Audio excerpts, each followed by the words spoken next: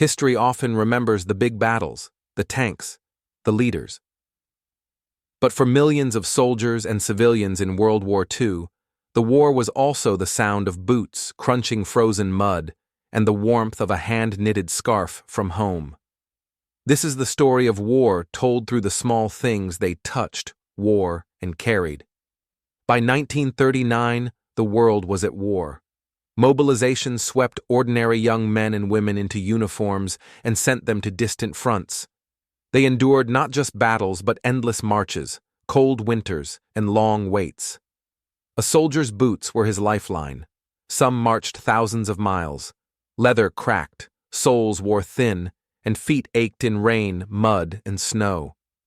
For many soldiers, a simple knitted scarf sent from home became a small shield against the cold, and a reminder that someone cared. The war was not just noise and explosions. It was the scratch of wool on the neck, the damp weight of wet coats, the rough texture of ration bread. Days were often defined by long marches, long hours of waiting.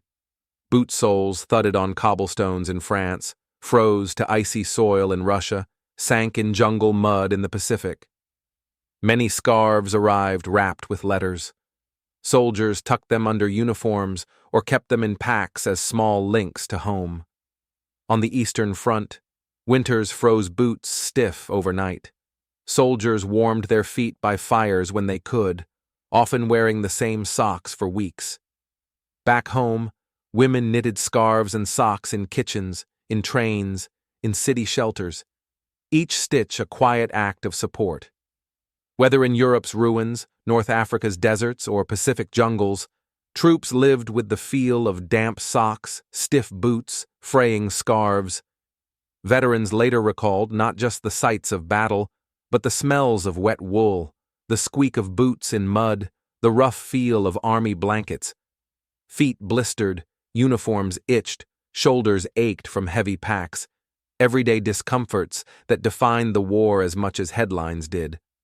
Sometimes a scarf pulled over the face in a cold foxhole, or a dry pair of socks after a long march, lifted spirits more than rations or medals. When the guns fell silent in 1945, many kept their boots or scarves as keepsakes, worn, frayed, but full of memories. These simple objects remind us that wars are fought not just by machines, but by people living through ordinary sensations, cold, hunger, and the comfort of something familiar from home.